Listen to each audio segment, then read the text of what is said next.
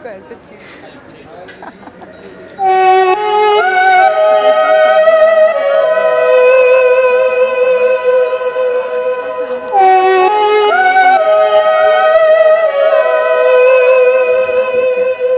पानी sir sir आवाज sir और कुछ नहीं। हम सर सिर्फ उसको देखते थे बस। रोज दिखता था नीता को? जी सर, रोज देखते थे। क्यों? सर हमारे कॉलेज में आती थी, दिखती थी तो देख लेते थे। हाँ, लेकिन तेरे कॉलेज में और लड़कियां भी तो आती होंगी जो दिखती होंगी। सिर्फ नीता को ही क्यों देखता था?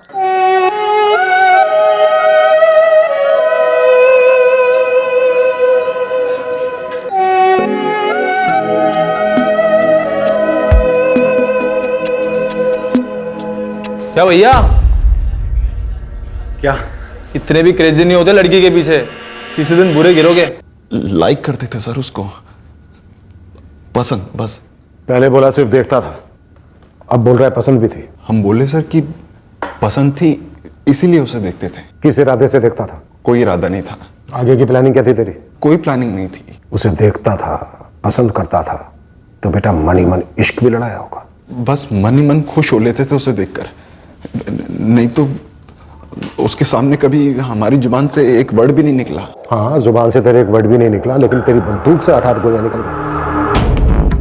तो मर्डर किया है तूने। देखो हमको मत मारो बहुआ, भगवान के लिए। अब ये गलत कर रहे हैं। हम सर किसी के मर्डर नहीं किए हैं सर। किए नहीं है, करवाए।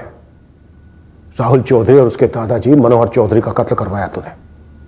अब हमें सिर्फ ये बता कि क्यों करवाया। नहीं सर, आप 2 साल पहले बिखरी हुई बात को जोड़ रहे हैं आज। हमने नहीं करवाया ऐसा कुछ। क्यों मरवाया राहुल चौधरी और मनोहर चौधरी दोनों को? क्यों सुरेन, क्यों क्यों? जब भी कोई सस्पेक्ट सवाल के जवाब देने में हिचकिचाने लगे, हड़बड़ाने लगे, तब और ज्यादा तह तक जाना चाहिए और पूरी कोशिश होनी चाहिए कि वो टूट जाए, सच बोल दे। पर यह भी हो सकता है कि संदिग्ध जुर्म की वजह से नहीं, बल्कि डर की वजह से टूट रहा है। हमारी वर्दी का डर। वो डर के मारे कंफ्यूज हो सकता है, लेकिन कंफ्यूज तो तुम लोग भी हो सकते हो कि क्या तुम्हारा टारगेट सही है या फिर तुमसे कोई भूल हो रही है। छठा हुआ क्रिमिनल बिना 3rd डिग्री के कुछ भी कबूल नहीं करेगा। मैं नहीं मानता। सच को साबित करने के लिए 3rd डिग्री की नहीं, ठोस सबूत की जरूरत होती है। करेक्ट। 3rd डिग्री द्वारा लिया गया बयान सस्पेक्ट कोर्ट में बदल सकता है, लेकिन अगर तुम्हारे पास सुराग है, क्रेडिबल गवाह है, तो क्रिमिनल कभी बच नहीं सकता। आप इस डबल मर्डर केस में गुनहगार तक कैसे पहुंचे? बड़ी मुश्किल से पहुंचे। यह केस मेरे करियर के सबसे अजीबोगरीब केसेस में से एक था। इन्वेस्टिगेशन के दौरान जो हालात सामने आए, जो लोग सामने आए, सब के सब शक के दायरे में थे।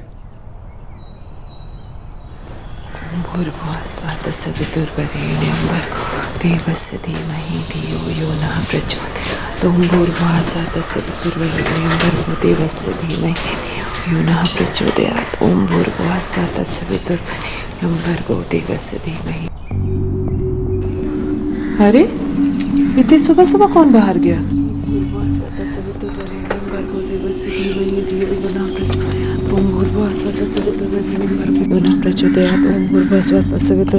अबे तुम्हारे दादाजी कहीं टहलने गए हैं क्या?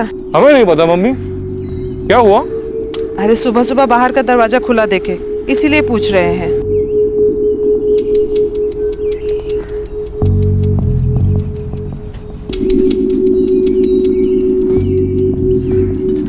बाबूजी। हाँ अंदर आ जाओ बहू। ये मनोहर जी कहीं गए हैं क्या टहलने वहलने? हमको तो मालूम नहीं है, कमरे में देख लो। उनका दरवाजा बंद है, हमको हिचकिचाहट हो रही है कि दरवाजा खटखटाए या नहीं। मनोहर जी, मनोहर जी, दरवाजा तो खुला है।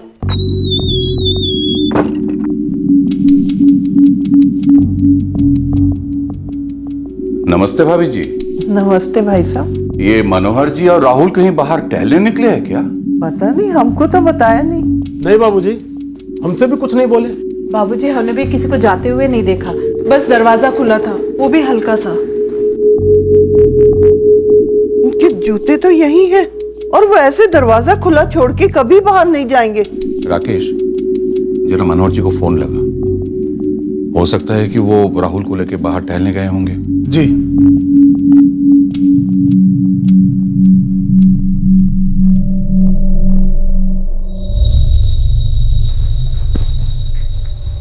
क्या हुआ दादू? नीता, तुम्हें कुछ पता है मनोहर जी और राहुल कहाँ हैं? कहाँ है मतलब? अपने कमरे में नहीं है क्या?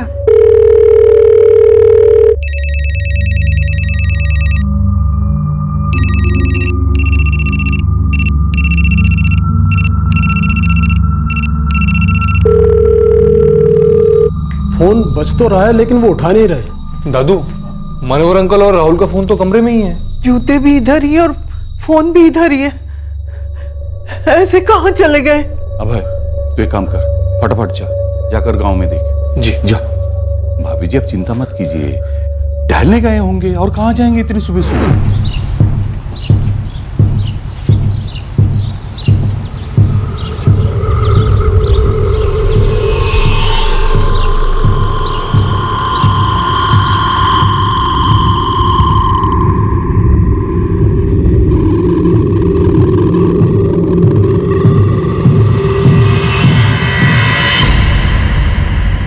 अरे क्या हो गया भैया? ये भीड़ भीड़ का लगा रखी है, हैं? अरे भाई देखो जरा, ये देखो कौन है दोनों, जानते हो इन दोनों को? हे भगवान, पहचानते हो इन्हें? ये तो मनोहर अंकल और उनका पोता राहुल है।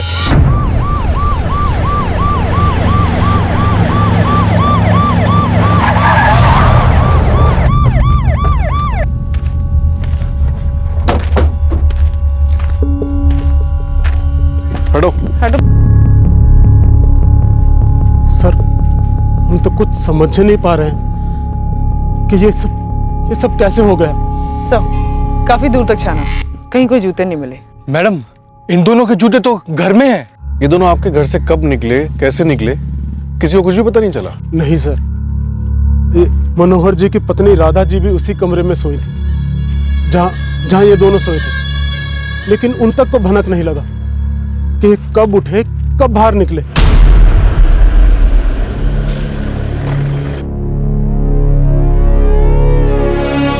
यहाँ नीचे राहुल सोया हुआ था और बेड के ऊपर मनोहर जी और उनकी पत्नी राधा जी सोए हुए थे। हम सवेरे जब मनोहर जी को ढूंढने के लिए आए तो राधा जी यहीं सोई हुई थी। वो तो हमारी बहू सरिता ने पहले देख लिया कि बाहर का दरवाजा खुला हुआ था। ये लोग हमारे दूर के रिश्तेदार हैं, कल ही भुवनेश्वर से आए थे। तो ये लोग यहाँ से नहीं है? जी नहीं, मतलब मनोहर जी के दादाजी यहीं से थे, लेकिन बरसों पहले भुवनेश्वर जाकर बस गए थे। और जाने कैसे ये अनर्थ हो गया, हमें तो कुछ समझ नहीं आ रहा है सर। जब से राधा जी को पता चला है तब से उनकी हालत खराब है। एक राधा जी ही हैं जो मैं बता सकती हैं कि वो दोनों कब, क्यों और कैसे बाहर गए। सर, एक्चुअली कुछ भी नहीं मालूम, हमने बात की थी इनसे। बाबूजी, अब राहुल के पापा कमल को बता देना चाहिए। ठीक है।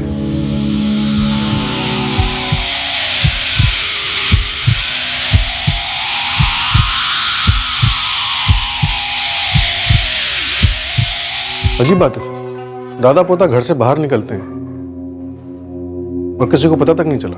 और सर, लाशों के पैरों में जूते भी नहीं थे और दोनों के हाथ पीछे बंधे हुए थे। उन्हें जबरदस्ती ले जाया गया। सर, दोनों विक्टिम्स मनोहर चौधरी और राहुल चौधरी और दादी राधा चौधरी कल ही भुवनेश्वर से आए।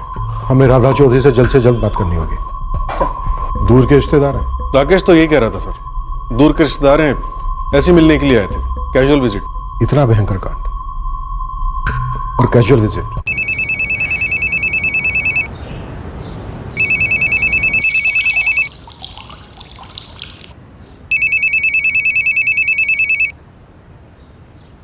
नमस्ते राकेश जी। हाँ बताइए, कैसे हैं? सब कुशल मंगल तो है? नहीं, अनर्थ हो गया कमल जी। क्यों, क्या हो गया? आपके बाबूजी और बेटे का। पापा और राहुल, क्या हुआ उनको? सब ठीक है ना? दोनों का मर्डर हो गया। अरे ये क्या बक रहे हैं आप ये? हाँ, आज सुबह घर से बाहर निकले थे शायद टहलने के लिए, तो किसी ने गोली मार दी। नहीं नहीं नहीं नहीं, ये हो ही नहीं सकता। आप बकवास कर रहे हैं। झूठ बोल रहे हैं, झूठ बोल रहे हैं, ऐसा नहीं हो सकता।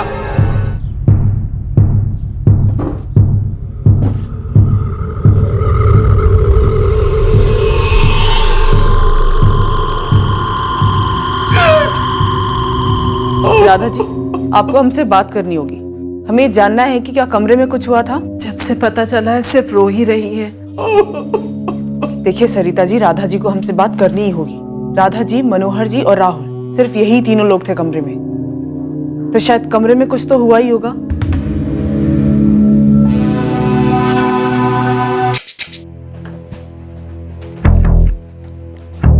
सर, ये मनोहर अंकल का फोन है। जब सुबह पापा ने चेक करने के लिए कॉल किया था तब यही फोन बज रहा था।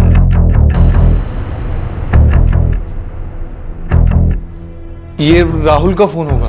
ये फोन कस्टडी में लो और इसे अनलॉक करने के लिए भेजो। जी सर। सर, बाबूजी कह रहे थे जब वो अंदर आए तो राधा जी वहां सोई थी उस तरफ। राहुल का बिस्तर यहाँ बिछाया गया था नीचे। हमने ही बिछाया था कल रात को। राहुल, बिस्तर नीचे बिछा दें तो चल जाएगा ना? हाँ हाँ चलेगा, हमको आदत है नीचे सोने की। बिना पैरों में कुछ पहने कोई मॉर्निंग वॉक के लिए कैसे जा सकता है? यही तो हम भी सोच रहे हैं। मनोहर जी अपनी फैमिली के साथ किस काम से आए थे यहाँ? सर, बताया तो था, हमारे दूर के रिश्तेदार हैं। बाबूजी को फोन कर कर बोले कि हम आ रहे हैं और आ गए। काम वगैरह के बारे में कुछ नहीं बोला हमें। कैसे आए थे? मतलब भुवनेश्वर से यहाँ कैसे पहुंचे? फ्लाइट, ट्रेन, बस, कार? ट्रेन से आए थे।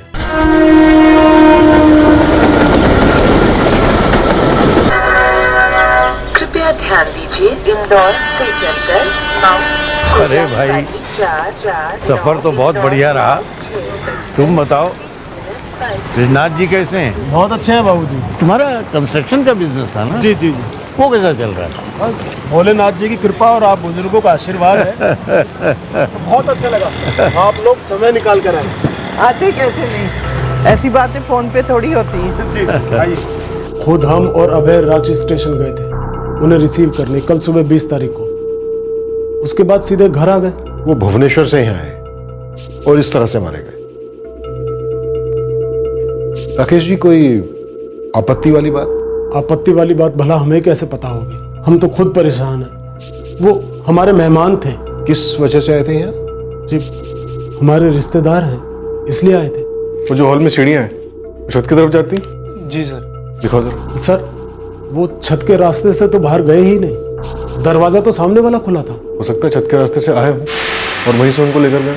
चलो। मैं पूछा था कि कोई आपत्ति वाली बात? हमने आपको बताया ना, कोई आपत्ति वाली बात नहीं थी। भुवनेश्वर से मनोहर जी का बेटा और बहू निकल गए हैं यहाँ के लिए? जी हाँ, हम फोन कर दिए, बुरी तरह हिल गए, बोले तुरंत निकल रहे हैं। Rakesh ji, are you sure? वो ऐसे ही आए थे, यूं ही कैजुअल विजिट? हमारी बात का यकीन काहे नहीं करते? हम कितनी बार कहें कि वो ऐसे ही आए थे। आइए सर।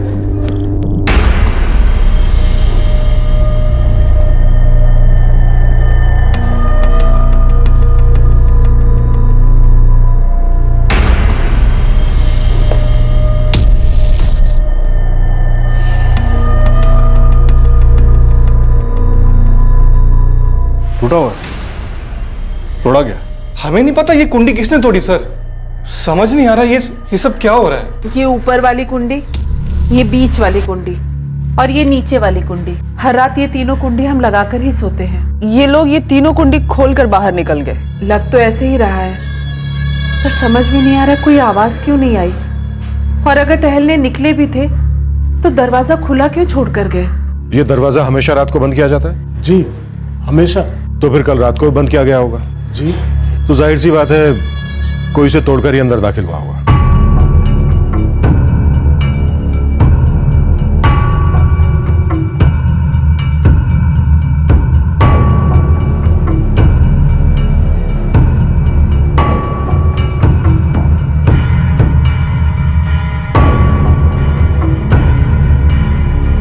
नीचे से ऊपर छत पर चढ़ के आना किसी के लिए भी काफी आसान है। लेकिन कोई ऐसे क्यों आएगा? यही सवाल तो हमारा भी है कि कोई ऐसा क्यों करेगा। कोई क्यों आपके घर आए 3 मेहमानों में से 2 को ऐसे ही मार देगा, जो कि भुवनेश्वर से बस एक ही दिन पहले आए, जिसमें आप कह रहे हैं कि वो बस ऐसे ही आए थे, यूं ही कैजुअल विजिट। और दोनों की लाशें बाहर मिलती हैं। मेन गेट खुला हुआ है और दोनों को गोली मार दी जाती है और उनके हाथ पीछे बंधे हुए।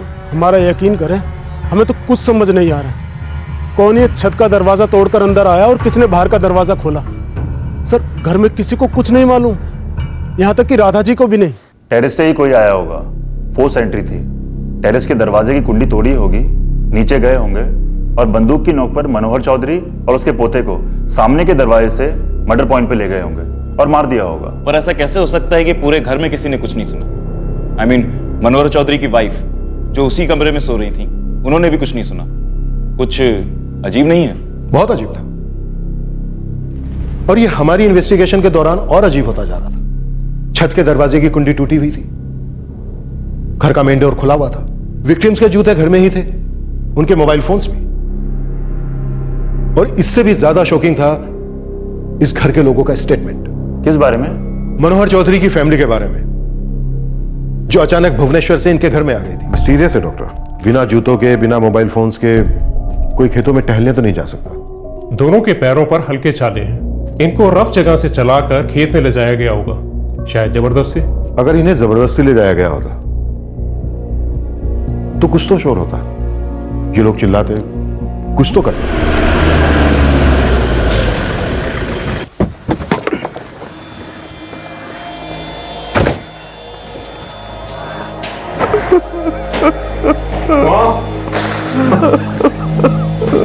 बेटा,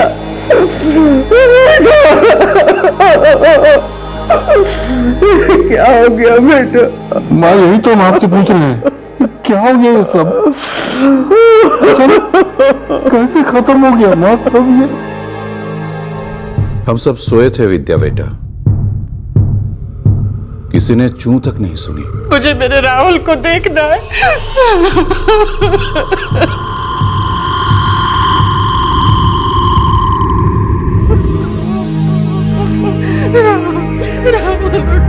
सर खबरियों को काम पे लगा दिया है और सर पूरे आसार हैं कि एक से ज्यादा लोग रहे होंगे जो इन दोनों को बंदूक की नोक पे खेत में लेके गए होंगे और वहां काम तमाम कर दिया होगा। सर ये लोग 20 अक्टूबर को भुवनेश्वर से यहाँ पहुंचते हैं, ठीक से सुस्ताते भी नहीं है, और अगले दिन सुबह मनोहर जी और उनके पोते राहुल का कत्ल हो जाता है। अजीब बात यह है कि उसी कमरे में सोई हुई मनोहर जी की पत्नी राधा जी को कातिलों ने टच भी नहीं किया। सर ऐसा भी तो हो सकता है कि कातिल भुवनेश्वर से पीछा कर रही है इस पार्टी का, या फिर उन्हें पहले से पता हो कि ये लोग यहाँ आने वाले हैं और उसके बाद सारी प्लानिंग यहीं से की होगी। सर इनका बेटा और बहू यहाँ पहुंच चुके और अब तो शायद राधा जी भी बात करने की हालत में आ चुकी होंगी। इन तीनों से डिटेल में बात करते हैं। मुझे लगता है मनोहर चौधरी का यहाँ आने का मकसद कुछ और होगा, और वो मकसद ही हमें उनके कातिलों तक पहुंचाए। राधा जी, रात को आप तीनों एक ही समय पर सोए? राहुल और हम पहले से ही कमरे में थे, आराम कर रहे थे, फिर ये आए। कहाँ से? ब्रिजनाथ जी से बातें कर रहे थे।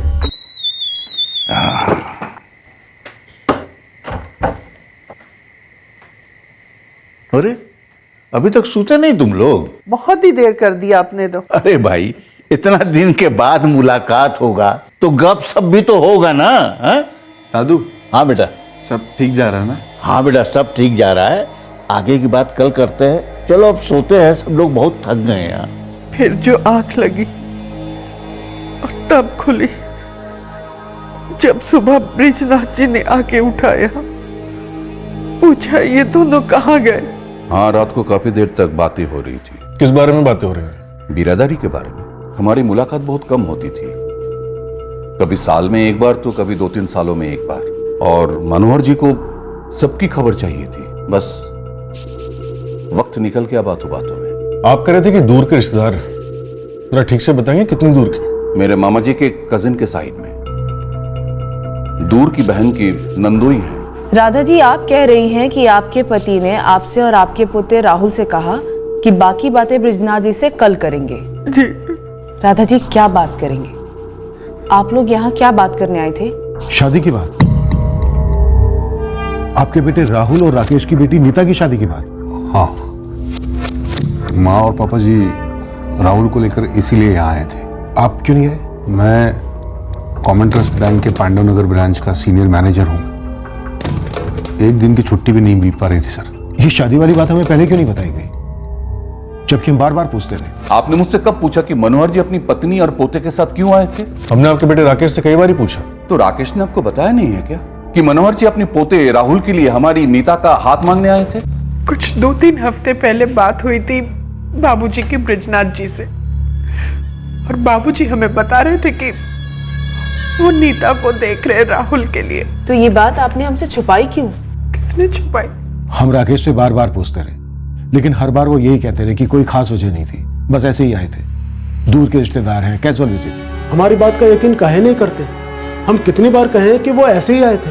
नहीं जी, बिल्कुल नहीं, ऐसे ही घूमने थोड़े ना आए थे। पापा जी ने 3 हफ्ते पहले हमें बताया था कि वो राहुल और नीता की शादी की बात चलाने वाले हैं। अरे भाई, एक बहुत जरूरी अनाउंसमेंट है, सब ध्यान से सुनो। अरे हमको भी तो अभी बताए हैं। अरे भाई, जब फुल एंड फाइनल हो जाता तब ही आपको बताते ना, हैं? अरे बाबूजी, अब बता भी दीजिए ना, क्यों इतना सस्पेंस बढ़ा रहे हैं? हाँ दादू, अब आपका नाम मनोहर, इसका मतलब ये थोड़ी है मनोहर कहानियां बनाएंगे। बहुत जल्दी घोड़ी चढ़ने वाला है तू। हाँ, हम सब फिक्स कर दिए है, नीता इस घर की बहू बनेगी। नीता? अरे वो करसी बाग वाले हैं ना ब्रिजनाथ जी, उनकी पोती। अच्छा वो। लेकिन बाबूजी, आपने अचानक से कैसे ये सब? अचानक से कहाँ? अरे तुम उस दिन 3 तस्वीर लाए थे ना लड़कियों की, हैं? तो हम सोचे चौथी क्यों नहीं। इस लड़की से हम 1 साल पहले मिले थे लक्ष्मी के ब्याह में। बहुत सुशील है, बहुत घरेलू और ग्रेजुएट भी है, इसके लिए तो एकदम परफेक्ट। और सबसे बड़ी बात यह है कि ब्रिजनाथ जी भी इस प्रपोजल से बहुत खुश हैं। आप बताइए ब्रिजनाथ जी, आप कैसे हैं? कैसा चल रहा है आपका रिटायरमेंट वाला लाइफ? रिटायर तो हम सालों पहले हो गए, लेकिन फैक्ट्री वाले हमारा पीछा ही नहीं छोड़ते हैं। कभी रनिंग में रखे हुए हैं, कभी कंसल्टेंट, कभी एक्सपर्ट, कभी यूं ही बुला लेते हैं। कि ये तो आपके रुतबा का प्रमाण है। अच्छा हुआ आपने फोन कर लिया, नहीं तो साल 2 साल में हमारी एक बार मुलाकात होती है, वो भी किसी के शादी में 2 मिनट के लिए गले लगते हैं, फिर अलग हो जाते हैं। अरे यही से हम सोच रहे हैं कि इस बार फिर शादी में मिलते हैं और हमेशा के लिए एक दूसरे के गले लग जाते हैं। काहे? अब कहना क्या चाहते हैं मनोहर जी? आपकी पुत्री नीता कैसी है? नीता बहुत बढ़िया है, ग्रेजुएशन कर ली है, आगे की पढ़ाई के लिए सोच रही है। लेकिन हमने भी कह दिया है, पढ़ लो लेकिन शादी भी कर लो। राकेश उसके लिए लड़का देख रहा है। लड़का ढूंढ रहे हैं? अरे बगल में छोरा और गांव में ढिंडोरा। हमारा पोता है ना राहुल। राहुल? हाँ भाई, हमारा पोता राहुल, वो भी ग्रेजुएशन कर चुका है, MBA का तैयारी कर रहा है। दोनों को मिलवा देते हैं। इनमें कोनो बुराई है का? नहीं नहीं, हमने कब कहा ऐसा? अरे तो फिर हम आपकी पोती नीता का हाथ अपने पोता राहुल के लिए मांग रहे हैं। ये बात तो हमारे दिमाग में आई नहीं। अच्छा हुआ आपने ये बात छेड़ दी है, इससे बढ़िया कुछ हो ही नहीं सकता है। और इस राहुल के बच्चे को तो हम अच्छी तरह से जानते हैं। ऐसा करते हैं, प्लान बनाते हैं दोनों को मिलवाने का। भाई, आप ही आओगे हमारे घर में, ये तो तय रहा। जमाना चाहे कितना भी मॉडर्न हो जाए, हम और आप हैं तो पुराने जमाने के ना। लड़के वाले ही आएंगे लड़की वाले के घर में। हाँ भाई, हम ही आएंगे पक्का। इस बार सादा सादा और अगला बारी धूम धड़ाका बैंड बाजा। बेटा कमल, 19 तारीख का टिकट बुक कराए हैं। अरे बाबूजी, 19 से 22 तो हमारी जोनल मीटिंग है बैंक की। बेटा खबर था हमको, इसीलिए सिर्फ 3 टिकट कराए। तुम्हारी माँ का, अपना और राहुल का। तुम और बहू बाद में आ जाना, समझे? और बेटा राहुल, तुम्हारा हिया कोई लव स्टोरी तो चालू नहीं है ना? नहीं दादू, लेकिन आप उस नीता से मेरी बात तभी पक्की करना जब हम दोनों मिल लें।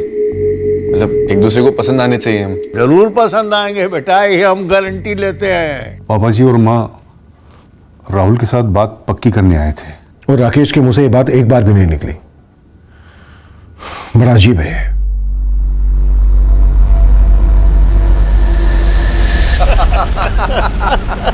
आप आए, बहुत अच्छा लगा। अच्छा एक बात बताइए, वो आपका एक दोस्त था ना मोहन? वो तो 2 साल हो गया यहाँ से कहीं बाहर चले गए। अच्छा अच्छा अच्छा, रख दो बेटा, रख दो। हाँ। ये लीजिए, चाय पीजिए। अरे चाय वाय तो सब चलती रहेगी ब्रिजनाथ जी। हम क्या कह रहे थे कि भाई हम लोगों की बातचीत तो हो ही चुकी है टेलीफोन पर। अब जरा बच्चा लोग को भी आपस में बातचीत कर लेने देते, क्या ख्याल है?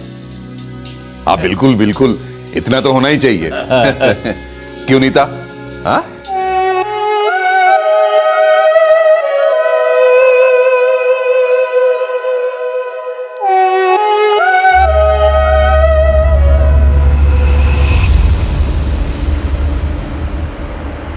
वो तो कंस्ट्रक्शन साइट पर है, वो सुबह ही निकल गए रोज की तरह। अभय भी उनके साथ है साइट पर। आपके पति ने हमसे झूठ क्यों बोला? वो क्यों झूठ बोलने लगे? उन्होंने सही ही बोला होगा। जरूर आप लोगों ने कुछ गलत सुन लिया होगा। हमने तो कुछ गलत सुना नहीं, पर इस घर में कुछ ना कुछ गलत जरूर हुआ है। हम फिर से आपके पति से बात करेंगे, पर इस बड़ी बारीकी से करेंगे।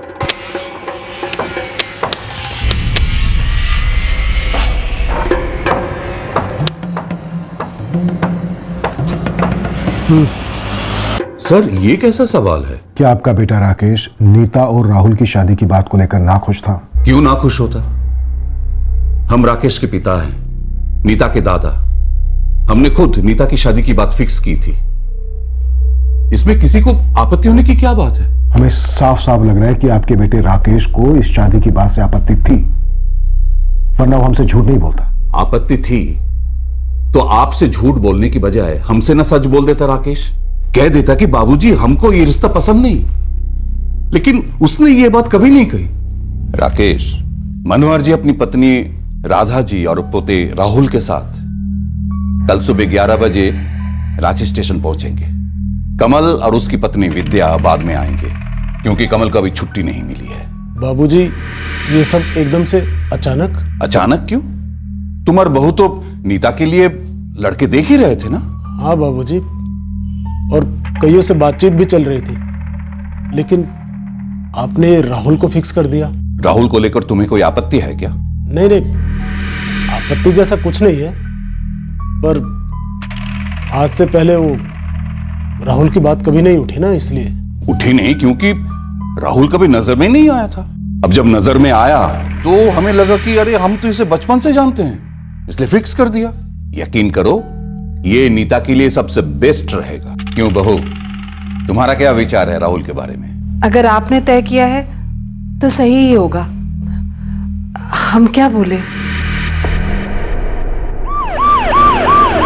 नमस्ते मैडम। नमस्ते। क्या खोद निकाला? मैडम कोई लोकल सेटिंग तो नजर नहीं आ रही। गोलियां चली हैं 4-4, टोटल 8 सेटिंग तो हुई है, और तुझे नजर नहीं आ रही? मैडम ऐसा है ना, ब्रिजनाथ जी कोई मामूली इंसान नहीं। रामधीर केमिकल्स जो आज इतनी बड़ी फैक्ट्री बनी, उसमें उनका सबसे बड़ा हाथ है, और ऊपर से वहाँ के वर्कर एसोसिएशन के अध्यक्ष भी काफ़ी चाहते हैं उनके, और काफ़ी रुतबा उनका, गांव में इज्जत भी है। और ऐसे बंदे के घर में आए मेहमानों को कोई मारने की हिम्मत क्यों करेगा? सारे गांव वाले तो ऐसे ही बोल रहे हैं। शायद गांव वालों को कुछ पता, पर डर के मारे सब चुप हैं। डरे हुए लग तो नहीं रहे। ब्रिजनाथ जी कोई दबंगी या बाहुबली तो है नहीं, और नहीं उनका किसी से 36 का आंकड़ा।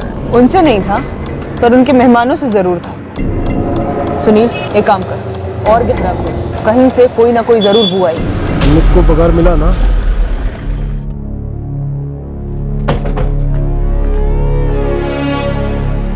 हाँ, शादी का बात हुआ था, लेकिन अब तक कुछ पक्का नहीं था। राकेश चौहान, तुम्हारी दलीलों की इमारत काफी कच्ची है। फिर बात घुमाओगे तो ढेर हो जाएगी। हम तुमसे बार बार एक ही सवाल पूछ रहे हैं और तुम वही जवाब दे रहे हो कि वो लोग यहाँ पर ऐसे ही आए थे मिलने के लिए, कैजुअल विजिट पर। हाँ, ऐसे ही आए थे बात करने, लेकिन कुछ पक्का नहीं हुआ था।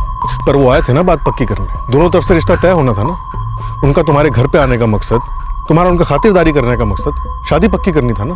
तो तुमने बार बार एक ही बात का जाप क्यों लगा के रखा है कि वो ऐसे ही आए थे मिलने के लिए, कैजुअल विजिट पर? हमारे लिए तो वो दूर के रिश्तेदार थे, रहने आए थे। शादी उदी का बात बाबूजी के साथ हुआ था, हमको कोई डिटेल मालूम नहीं, तो हम तो यही कहेंगे ना कि वो यूं ही आए थे। और तुम चालाक बनने की कोशिश कर रहे हो। तुम्हारी चोरी पकड़ी गई तो बातों को गोल गोल घुमा रहे हो, अपने खुद का मकसद छुपा रहे हो तुम। हमारा काहे का मकसद जी? आप लोग बात का बतंगड़ बना रहे हैं। हम का घर में अकेले थे जिसे ये शादी का खबर मिला था? बाबूजी सबको बताए थे, सरिता को, अभय को, नीता को, क्यों राहुल को चुने हैं। ये खबर सुनकर तो हम भी चौंक गए थे कि राहुल अचानक कहां से आ गया। हम तो नीता से बात भी किए थे इस बारे में। नहीं पापा, हमें इसके बारे में कुछ भी नहीं पता। दादू ने तुझसे पहले कुछ नहीं कहा था नीता? नहीं भैया, हमें अभी अभी पता चला है। ये तीनों लड़के बढ़िया थे, अच्छे घर थे, तूने इनमें से कोई पसंद नहीं किया? पापा, हमें हमारा लाइफ पार्टनर चुनना था, कोई बिंदी का पैकेट या दुपट्टा नहीं है ना। ये थोड़ा सा टाइम मांगा था आप लोगों से, लेकिन अगर उतनी देर में अब दादू ने ये राहुल वाला बॉम्ब फोड़ दिया तो अब हमसे क्यों सवाल कर रहे हैं? इसका मतलब तू राहुल से शादी के लिए राजी नहीं है? हमने ऐसा तो नहीं कहा। मतलब तू राजी है? भैया पापा, ये क्या आप लोगों ने सवाल लगा रखे? जिसने ये एक तरफा डिसीजन लिया उनसे जाकर पूछे ना, अब हमारी क्यों क्लास ले रहे हैं? पक्का तूने दादू से राहुल के बारे में कोई बात नहीं की? नहीं पापा, हम राहुल को जानते तक नहीं है। वो तो हमारे दिमागी रडार में भी नहीं आता है। तो फिर अचानक उसकी बात कहाँ से आ गई? आई डोंट नो, अब उनसे जाकर पूछे ना, हमसे क्यों पूछ रहे हैं? तो तुम खुश नहीं थे इस रिश्ते की बात से? राहुल से कुछ खास आपत्ति नहीं थी हमें, बस हर एक बाप की तरह हम भी अपनी बेटी के लिए टॉप का रिश्ता चाहते हैं, जो सेटल हो, अच्छा इंसान हो। 3 लड़कों की बात आई थी हमारे पास, पर जो हमारे दादू है ना, उन्होंने अपनी बात रख दी, तो बस रख दी। बस बात रखा था, पक्का नहीं हुआ था। और बात पक्का होने से पहले न लड़का रहा और न ही उसका दादा। हम आपका इशारा खूब समझ रहे हैं, आप हम पर उंगली उठा रहे हैं ना। आप ही ने मौका दिया हमसे झूठ बोलकर। अगर हमें लड़का नापसंद भी होता ना, तो हम इतने नहीं पगला गए थे कि अपने घर आए मेहमानों को घर से दूर ले जाकर गोली मार देते। आप हम पर अपना समय बर्बाद कर रहे हैं। कहीं ऐसा तो नहीं कि मामला भुवनेश्वर से जुड़ा हो, जिसे यहाँ अंजाम दिया गया ताकि सबकी सुई हम पर उठे? एक तीर से 2 निशाने साधे गए। हम मेजबान थे, शादी की बात चल रही थी और हमारे ही घर में ये शर्मनाक कांड हो गया। बेटा कमल, माफी मांगू तो वो भी किस मुंह से? देखिए, हमने आपसे माफी मांगने के लिए नहीं कहा है, बस आपसे एक सवाल का जवाब मांगा है कि क्या आपके घर में इस रिश्ते को लेकर किसी के मन में कोई खटास, कोई आपत्ति या कोई रंजिश थी? कोई रंजिश नहीं थी। तो फिर किसने ऐसी दुश्मनी निभाई जो मेरे पापा जी को और मेरे इकलौते बेटे को इस तरह मार दिया यहाँ करसी बाग में? मनोहर चौधरी नाम, वो और उनका पोता राहुल चौधरी मारे गए। ठीक है, मैं इस फैमिली की सारी डिटेल्स निकाल कर आपको भेजता हूँ। देखिए, हमें एक एक डिटेल चाहिए। इस मनोहर का बेटा Kamal Chaudhary common trust bank Pandav Nagar में सीनियर मैनेजर है। जी, नोट कर लिया। हमें डाउट है कि जब ये भुवनेश्वर से यहाँ करसी बाग के लिए निकले थे, तब इन पे स्पॉट लग चुका था। कोई था जो इनका पीछा कर रहा था। आप अपने खबरियों को इसके पीछे लगा के इसका पता करवाइए। आप मुझे 2-3 दिन का वक्त दीजिए, मैं अपने सारे खबरियों को लगा देता हूँ। Thank you Sanjeev ji. Sir, cyber cell से फोन था, कल शाम तक राहुल का फोन अनलॉक कर देंगे। दुबे, मुझे इन सारे लोगों के फोन रिकॉर्ड चाहिए। ब्रिजनाथ चौहान, राकेश चौहान, अभय चौहान, नीता चौहान, मनोहर चौधरी, राहुल चौधरी और कमल चौधरी। इनकी फोन कंपनी वालों से कहना अर्जेंट बेसिस पर चाहिए। एसपी साहब का लेटर भी अटैच कर देना। ये पॉसिबल है कि भुवनेश्वर से करसी बाग तक उस फैमिली का पीछा 1 से ज्यादा लोगों ने किया होगा, फिर करसी बाग में 1 दिन का वेट किया होगा और अगले दिन सुबह वो लोग बिजनाथ की कोठी में दाखिल हुए होंगे। मनोहर चौधरी और राहुल को किडनैप किया होगा, घर से थोड़ा दूर ले जाके उनका मर्डर कर दिया होगा और भुवनेश्वर लौट गए होंगे। वो जरूर 1 से ज्यादा रहे होंगे। टेरेस का लैच तोड़ना, बंदूक की नोक पर 2 सोए हुए लोगों को बिना आवाज किए किडनैप करना, बाहर ले जाना और फिर शूट आउट। ये बात हमें भी खाई जा रही थी, लेकिन इससे भी ज्यादा हैरान करने वाली एक बात हमारे सामने थी। अगर बाहर से अंदर आकर ऑपरेशन को अंजाम देना इतना आसान है, तो फिर घर के अंदर से ये करना तो दूर बात है। सर, अगर ब्रिजनाथ के घर में कोई मास्टरमाइंड है तो राकेश ही रहा होगा। और सर, ताज्जुब की बात तो ये है कि उसी कमरे में सोई राधा जी को इतना सब होने के बाद भी जरा भी भनक नहीं लगी। और उससे भी ज्यादा ताज्जुब की बात यह है कि वो राधा जी को अपने साथ लेकर नहीं गए। सर, हो सकता है उनके टारगेट्स सिर्फ मनोहर जी और राहुल ही थे। सर जी, हम करसी बाग को ही बिलोंग करते हैं। डिग्री के बाद 2 साल से हम जमशेदपुर में ही हैं। वहीं की एक स्टील कंपनी में प्रोडक्शन यूनिट में मैनेजर लेवल की जॉब है हमारी। तो तूने अपना ये मैनेजर लेवल का एक्सपीरियंस इस कांड को करने में लगाया। जमशेदपुर से प्लानिंग मैनेज की तूने। ये दोनों कत्ल तूने किससे करवाए? सर, हम हाथ जोड़ते हैं, आप हम पर ऐसा इल्जाम मत लगाइए। हमको तो मालूम भी नहीं था कि नीता की शादी होने वाली है, और अगर मालूम होता भी तो हम क्या कर लेते? किसी को मरवा कर हमको क्या मिलता सर? और नीता ना हमारी कभी थी ना होने वाली थी, तो उसके पीछे पूरी जिंदगी क्यों बर्बाद करते सर हम? यहाँ काफी कुछ खंगाला है, पर अभी तक कुछ क्लियर सामने नहीं आया है। खबरी लगाया है, काफी गहरी तहकीकात की है, लेकिन सॉरी, कुछ भी सामने नहीं आया। हिस्ट्री शीटर्स की स्कैनिंग हुई, हमने तो काफी को तोड़ा और काफी खबरियों को भी लगाया, लेकिन ये साजिश काफी गहरी मालूम होती है, क्योंकि भुवनेश्वर से करसी बाग बिहार के बीच काफी कुछ हो सकता है, लेकिन उसका मोटिव तो सामने आए। पुलिस वाले कह रहे हैं बॉडीज परसों हैंडओवर करेंगे। क्या करें माँ? क्रियाक्रम यही करें या भुवनेश्वर ले चले? हम क्या बोले बेटा, जो तुझे ठीक लगता है कर ले। सर, एक पॉसिबिलिटी ये भी हो सकती है कि टारगेट मनोहर चौधरी था और राहुल कोलैटरल डैमेज, बिना वजह मारा गया। तुम्हारा इशारा कमल चौधरी की तरफ है। और हम भी उसे सस्पेक्ट मानकर चल रहे थे। सर, ये भी हो सकता है कि टारगेट राहुल था और मनोहर चौधरी कोलेटरल डैमेज। और सर, ये भी हो सकता है कि उस राहुल या नीता का कोई पास रहा हो, जैसे कि वो सुरेन, हो सकता है वो भी इन्वॉल्व हो और आप लोगों के सामने बन रहा हो। हमने फाइनली नीता को थाने पूछताछ के लिए बुलाया। हमें स्ट्रांगली लग रहा था कि उस घर में कुछ ऐसा था जो हमसे छुपाया जा रहा था, और जब हमें पता चला तो हम शॉक्ड रह गए। कैसा शॉक? देखो नीता, हम ये जानते हैं कि तुम कुछ ऐसा जानती हो जो हम नहीं जानते, इसलिए सीधे सीधे बता दो, ये दोनों कत्ल किसने किए? तुम राहुल से शादी नहीं करना चाहती थी ना? तुम अपने दादा के इस फैसले से ओके नहीं थी? ऐसा नहीं था, हम इस फैसले से ओके थे। तो फिर कैसा था? कौन शामिल थे? तुम्हारे पिता राकेश और बड़ा भाई अभय? और क्या तुम्हारी मां सरिता और तुम्हारे दादा बृजनाथ इन दोनों को बचाने की कोशिश कर रहे हैं?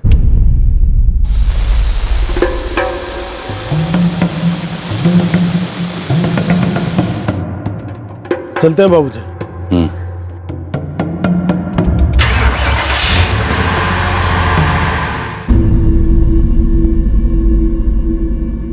सर, हमें कुछ भी नहीं मालूम है। जब ये सब हुआ हम सो रहे थे अपने कमरे में। उसी कमरे में तुम्हारा बड़ा भाई अभय भी सोता है? जी। जब तुम उठी अभय कमरे में था या नहीं था? हम तो सबसे लास्ट उठे थे जब सब मेन रूम में थे। उस दिन जब मनोहर उनकी फैमिली आई, खाना वाना हुआ, तो तुम्हारी और राहुल की बातें हुई थी? जी सर, हुई थी। क्या बात हुई थी? फॉर्मल सी बातें हुई थी, एक दूसरे की पसंद नापसंद को लेकर, फ्यूचर प्लान्स वगैरह। वो तुम दोनों की पहली मुलाकात थी? हाँ सर, मतलब इसके पहले बचपन से अभी तक कभी कभार रिश्तेदार की शादी में देखा था, पर बात नहीं हुई थी। इससे पहले जब तुम्हारी राहुल से बात हुई थी, कभी उसने तुमसे अपने पास्ट के बारे में डिस्कस किया था? कोई एक्स वगैरह? या फिर तुमने बताया हो अपने किसी एक्स के बारे में? सर, हमारा कोई एक्स नहीं था, और राहुल ने भी ऐसा तो कुछ नहीं कहा हमसे। राहुल तुमसे शादी करना चाहता था? नहीं चाहता था ऐसा तो नहीं कहा। और तुम? हाँ, दादू की मर्जी थी। दादू की मर्जी थी, तुम्हारी मर्जी नहीं थी? ऐसा नहीं था। फिर कैसा था? सर, मैं बात मानती हूँ उनकी। जबरदस्ती? कोई जबरदस्ती नहीं थी। हमें तो ये समझ नहीं आ रहा है कि कौन हमारे घर में आया है, किसने ये सब कर दिया है। सर, हमें कुछ भी नहीं मालूम है। छत की जो कुंडी टूटी हुई थी, वो सच में बाहर वालों के हाथों से टूटी थी, या फिर घर के अंदर के लोगों ने तोड़ी थी हमें गुमराह करने के लिए? सर, हम कब से आपसे एक ही बात कह रहे हैं, हमें कुछ भी नहीं मालूम है। हम अपने कमरे में सो रहे थे, जब आंख खुली बाहर आए तो देखा कि पूरा घर मनोहर जी और राहुल की खोज में है। क्या हम जा सकते हैं? Thank you. ये कह तो बहुत कुछ रही है, लेकिन उससे कहीं ज्यादा ऐसा है जो ये नहीं कह रही है। सर, इसका भी पास्ट हो सकता है, ग्रेजुएट है, इसके कॉलेज में छानबीन करते हैं।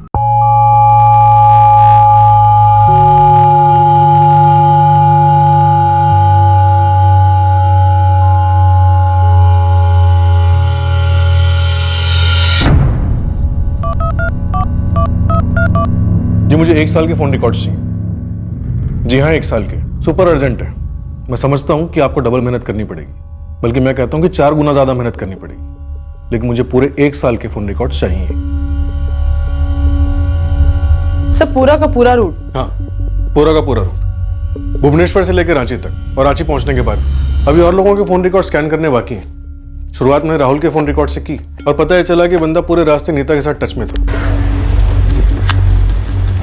हाँ, बस स्टेशन पहुंचे, आकर मिलते हैं। ठीक है ठीक है, जल्दी से आ जाओ, हम भी तुम्हारा वेट ही कर रहे हैं। इनफैक्ट तैयार हो रहे हैं फुल ऑन शर्मीली सी, सुशील सी नारी वाली एक्टिंग करने के लिए। हाँ, हम भी भोला भाला गुड बॉय बनने की एक्टिंग कर रहे हैं। चलो अब रखते हैं, ये लोग गाड़ी में बैठ गए। See you soon, I love you. Love you too baby. मतलब ये नीता भी झूठ बोल रही है। इन दोनों की पहली बार बात करसीबाग में हुई नहीं थी। सर, भुवनेश्वर से लेकर करसीबाग का सफर तो छोड़िए, ये लोग पिछले 1 साल से टच में, लगभग रोजाना बातें हो रही। मैंने नीता के फोन रिकॉर्ड्स भी चेक किए, इन लोगों का शायद कोई अफेयर चल रहा है। 2 लोगों के कत्ल की साजिश रची गई, 2 लोगों में होने वाली शादी की बात की साजिश रची गई। इन दोनों के बीच में कोई तीसरी साजिश की गई थी। हालांकि सिर्फ पहली साजिश सफल हुई, मनोहर चौधरी और उनके पोते राहुल चौधरी के कत्ल की साजिश। इसमें कोई डाउट नहीं कि ये साजिश नीता से होने वाले रिश्ते से कहीं ना कहीं जुड़ी हुई थी। लेकिन इससे एक और बात उठती है कि शायद चौधरी परिवार को करसीबाग बुलाने में ही अपने आप में एक साजिश हो। मतलब हो सकता है उनको कत्ल करने के इरादे से ही बुलाया गया हो। यहां एक साजिश नहीं थी, एक से ज्यादा थी। इस शादी की बात शुरू होने के पीछे भी एक साजिश थी और उसका एक छोटा सा छोर हमारे हाथ लग गया। बस हम उस छोर की बाल की खाल निकालने में लग गए। इन्वेस्टिगेशन अब नीता और राहुल पर केंद्रित हो गई थी और इस केस की तहकीकात में कई चौंका देने वाले मोड़ आने वाले थे। अब तक सबसे छुपे कई गड़े मुर्दे अपने आप दुनिया के सामने आने वाले थे। फिर भी इन्वेस्टिगेशन के लिए रास्ता आसान नहीं था। इस जुर्म की जड़ों तक पहुंचने में अभी काफी मेहनत बाकी थी। बल्कि पूरे इलाके और जिले में बहुत इज्जत से लिया जाता है। बस उस नाम को हल्का न होने देना।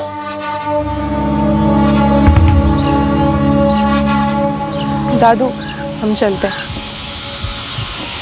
नीता रुक, चल हम तुझे ड्रॉप कर देते हैं। नहीं भैया, हम चले जाएंगे। बोला ना, बैठ, चल।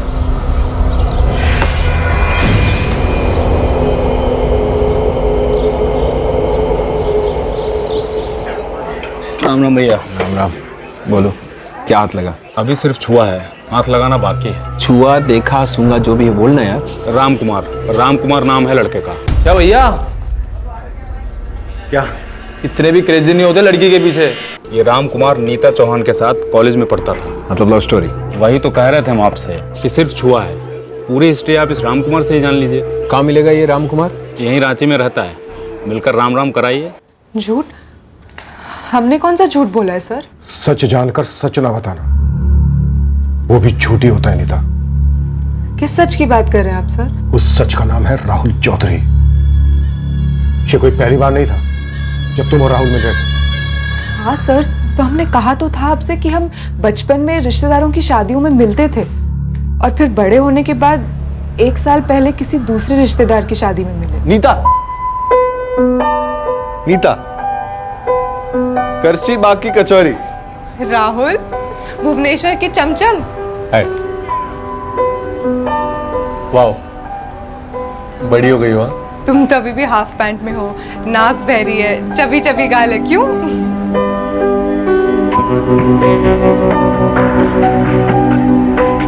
वैसे क्या कर रही हो आजकल? कॉलेज या? हाँ, फाइनल ईयर बीकॉम में हूँ। तुम? जॉब और एमबीए के एंट्रेंस की तैयारी एक साथ। बहुत अच्छी लग रही है।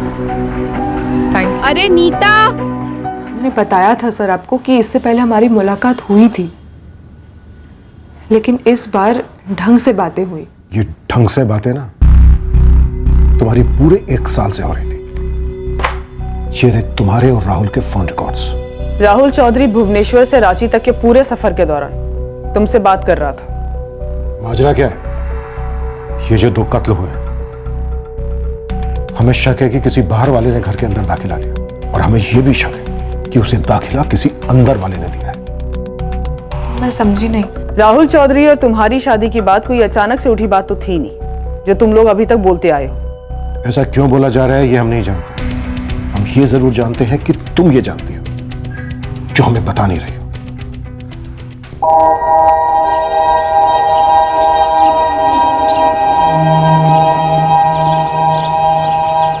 Baby, Neeta, control.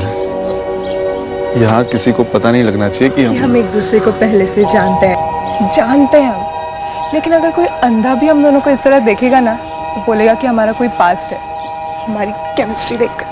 केमिस्ट्री को गोली मारो। अगर यहाँ किसी ने हम दोनों को देख लिया ना, तो हमारा फ्यूचर हिस्ट्री बन जाएगा। बड़ी मुश्किल से मैनेज किया अब तक सब कुछ, तो एटलीस्ट हमारी शादी तक इस नाटक से पर्दा नहीं गिर सकता। लेकिन इस पर्दे के पीछे हम दोनों के बीच में तो कोई पर्दा नहीं है ना। तू तो बड़ा खिलाड़ी निकला यार, मेरा बेबी। कौन बोलेगा तेरी एक गुड बॉय सी शक्ल देखकर? नीता, लिमिट में। अगर किसी ने हमको देख लिया तो नाटक फ्लॉप। अंडरस्टैंड? तुमसे ना हो पाएगा सर। हम किसी से नहीं कह सकते थे कि हम पहले मिले थे और एक दूसरे से प्यार करते थे। हम जब उस शादी में पहली बार मिले उसके बाद हम फिर से मिले थे और वहीं से एक दूसरे को पसंद करने लगे। पी लो, हम माँ से कहकर आए कि हम 2 बूढ़ी आंटियों के लिए लेके जाएंगे, हमें खाली बॉटल वापस ले जानी है।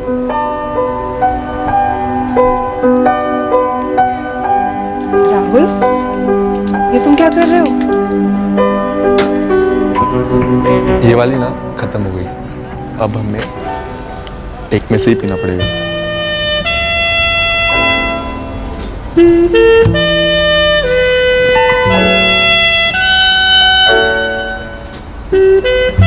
कल जा रहे हो?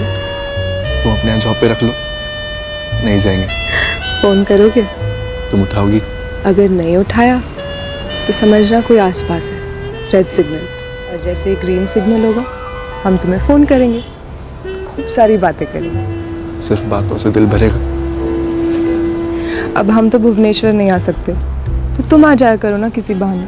बहानों के ऑप्शन तो दो। MBA तुम करने वाले हो ना, तुम करो ना मैनेजमेंट, बहानों की। हम एक दूसरे से प्यार करने लगे, लेकिन इस बारे में किसी को बताने की सोच भी नहीं सकते थे। आगे की सोचना तो दूर की बात थी। तो तुम दोनों की शादी की ये बात अचानक से नहीं उठी थी, इसे प्रॉपर प्लान किया गया? अचानक हुआ ऐसा दिखाने के लिए प्लान किया था।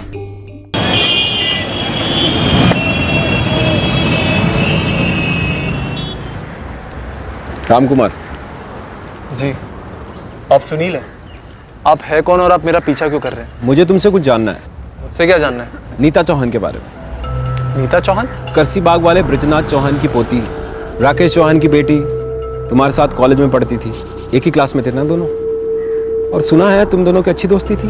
हाँ, तो उसके बारे में आप मुझसे क्या जानना चाहते हैं? तुम्हारे दोस्त नीता चौहान की होने वाली थी शादी किसी राहुल चौधरी के साथ। भुवनेश्वर के थे वो लोग, लेकिन राहुल चौधरी और उसके दादा मनोहर चौधरी का कत्ल हो गया। क्या? कौन कर सकता है ये? कोई घायल आशिक था कॉलेज में, नीता जिसकी हो ना पाई। यहाँ पापा ने हमें लड़कों की फोटोग्राफ्स दिखाना शुरू कर दिया, और वहाँ भुवनेश्वर में राहुल के पेरेंट्स उस पर शादी का प्रेशर डाल रहे थे। हमें समझ ही नहीं आ रहा था सर, हम इतने परेशान थे कि करें तो क्या करें। ऐसी धमकियां तुमसे तगड़ी हम दे सकते हैं, हमको तुम अबला नारी तो ना ही समझो। हमारे पापा ने भी हमारे लिए US वाला लड़का देख रखा है। एक काम करते हैं, हम उसे हाँ कह देते हैं। यार नीता, तुम तो सीरियस हो गई। हम मजाक कर रहे थे। देखो, यहाँ पापा ने हमको भी 3-3 लड़कियां दिखा रखी हैं। तुम्हें लगता है हम तुमको छोड़ के किसी और लड़की के बारे में सोचेंगे? फिर आगे से ऐसी बात कभी मत करना, हमको रोना आ जाता है। अच्छा, चलो अब मुद्दे की बात पर आते हैं। तुमने कुछ सोचा? अगर हम घर पर कुछ भी कहेंगे ना, तो समझ लो दादू और पापा तो वॉर डिक्लेयर कर देंगे। तुमने कुछ सोचा? हमने तो काफी कुछ सोचा है, मगर हमारी रिश्तेदारी भी तो है। अगर हमने कुछ कहा और उन्होंने हमारा रिश्ता परमानेंटली कैंसिल कर दिया तो? उन्हें जो करना है वो करे, लेकिन एक बात याद रखना, अगर हमारी शादी तुमसे नहीं हुई ना राहुल, हम सच कह रहे हैं, हम मर जाएंगे। ये क्या मरने वरने की बात लगा रखी है? अच्छा, हम कुछ सोचते हैं। राहुल ने पूरा प्लान बनाया था और सब कुछ सही जा रहा था, सब ठीक से हो रहा था। 1 साल, पूरा 1 साल से? हाँ दादू। अरे मंजू के बिटिया लक्ष्मी के शादी में पिछला साल गए थे ना, उसके बाद तो करसी बाग जाना हुआ ही नहीं। दादू फोन पे बात करते थे, वीडियो चैट करते थे। ना नीता के घर वालों को इसका पता चला और ना यहाँ। बाप बेटा, आप हमको दाद दे रहे हो कि हमारी फिरकी ले रहे हो? अरे फिरकी का, हमारी तो धज्जियां उड़ जाएंगी जब ब्रिजनाथ जी को पता चलेगा कि हमारा पोता राहुल उनकी पोती को दिल दे बैठा है। वो भी हमसे प्यार करती है, बहुत प्यार करती है हमसे। ब्रिजनाथ जी और उसके घर वाले नहीं ना मानेंगे, ऊपर से हमारी रिश्तेदारी, समझ रहे हो ना प्रॉब्लम? हमें प्रॉब्लम सुनने नहीं है, प्रॉब्लम का सलूशन जानने हैं। तुम चाहते क्या हो? हमारी लाइफ बचा लो। यहाँ मम्मी पापा हमारी सेटिंग किसी पूजा नाम की लड़की के साथ करा रहे हैं, वहाँ उस नीता का बाप उसकी फील्डिंग किसी US वाले लड़के के साथ करा रहा है। ये बाप बाप क्या लगा रखा है? तेरा रिश्ता पक्का हो गया तो तेरा होने वाला ससुर है वो। लेकिन आप कुछ कीजिए, हमारी लाइफ आपके हाथ में। पर बात चलाने से पहले क्या करें? हम नीता को तो जानते तक नहीं है। आप जानो ना जानो, हम नीता को बहुत अच्छी तरह से जानते हैं, बहुत प्यार करते हैं हम एक दूसरे से। देखो, आपको उसकी फोटो दिखाता हूँ। अच्छी है तेरी पसंद। और अब जमेगी जोड़ी। सोचते हैं क्या करना चाहिए। नहीं दादू, सोचने का टाइम ही नहीं है। आप जल्दी से फोन उठाइए, लगाइए विजनाथ जी को फोन। फोन तो हम कर देंगे, लेकिन बोलेंगे का, कुछ सीन तो बनाना पड़ेगा ना। तो बनाते हैं सीन। आप पहले तो ऐसे ही हाय लोग कुछ भी इधर उधर की बातें कर देना, हालचाल पूछ लेना, फिर सीधा नीता का टॉपिक निकाल लीजिए। अचानक से कह दीजिए कि आपके मन में ख्याल आया कि राहुल और नीता की जोड़ी कैसी रहेगी। राहुल के दादा दादी हमारे घर भी आ गए थे, और फिर पता नहीं अचानक ये सब क्या हो गया। तो तुमने और राहुल ने अपना किरदार निभाया, और राहुल के दादाजी ने इसमें मदद की। इस प्लान को एक ऐसा रंग दिया गया मानो दो बुजुर्गों के बीच अचानक से हुई बातों बातों में बन गया। जी। तो क्या तुम्हारी फैमिली में पहले से किसी को इस बात की भनक लग गई थी? पक्का तूने दादू से राहुल के बारे में कोई बात नहीं की? दादू ने तुझसे पहले कुछ नहीं कहा था नीता? जहाँ तक हमें मालूम है, हमें राहुल और उसके दादू के अलावा तो किसी को इस प्लान के बारे में नहीं पता था। ये मानना मुश्किल है नीता, क्योंकि अगली ही सुबह राहुल और उसके दादाजी की इतनी भयंकर और अजीब तरीके से हत्या कर दी गई। देखो नीता, डरो मत कि हत्यारे तुम्हारे पापा और तुम्हारा बड़ा भाई अभय है। जी नहीं सर, प्लीज सर, मुझे कुछ नहीं मालूम है। क्या ऐसा हो सकता है कि जहां एक तरफ नीता, राहुल और मनोहर वाली साजिश चल रही थी, ठीक उसी वक्त दूसरी तरफ कोई और साजिश रची जा रही हो सकता है राहुल और मनोहर को करसीबाग बुलाकर उनको मारने का प्लान हो। अगर दूसरी साजिश पे फोकस करें तो इस मर्डर के प्लान के पीछे नीता का बाप राकेश, भाई अभय और दादा ब्रिजनाथ भी शामिल हो सकता है। भाई आप ही आओगे हमारे घर में, ये तो तय रहा। ब्रिजनाथ भी हमारी सस्पेक्ट लिस्ट में था। हमने किसी भी एंगल को नहीं छोड़ा। नीता और राहुल के पहले लव इंटरेस्ट को भी टटोला, तब जाकर ये सुरेंद्र सामने आया। मैडम, बंदे का नाम सुरेंद्र श्रीवास्तव है, फिलहाल जमशेदपुर में। कॉलेज की प्रेम कहानी है? ऐसा नीता के क्लासमेट राम कुमार ने बताया। सुरेंद्र लट्टू था उस पर, और 2 साल सीनियर था कॉलेज में। और नीता? मैडम, नीता का पता नहीं राम को, लेकिन राम बता रहा था कि सुरेंद्र काफी सीरियस था उसको लेके।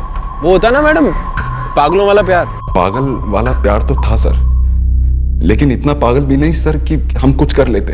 देखिए सर, आप जमशेदपुर से हमको उठा के लेके आए हैं यहाँ पर। हमने खुद कबूल किया है ना कि हम उससे प्यार करते थे। तो ये हम पर कोई मेहरबानी नहीं की तूने? सर जी, नीता के दादा ब्रिजनाथ चौहान काफी पावरफुल आदमी है, और हमारी हिम्मत नहीं थी कि हम उनके सामने जाकर कुछ कह सकें। इसलिए हमने अपना सारा लव, सारा जोश सब दबा लिया था अंदर, और 2 मर्डर करने के लिए सारा जोश बाहर आ गया। ऐसा मत कहिए सर, हमने अपनी लाइफ में कभी किसी इंसान को थप्पड़ तक नहीं मारा, और नीता को लेकर जो भी था हमारे दिल में, वो बस हमने अपने दिल तक रखा। किसी को कुछ बोला भी नहीं हमने। बेटा, अगर कभी किसी को कुछ बोला नहीं होता ना, तो इस वक्त यहां हमारे सामने तू बैठा नहीं होता।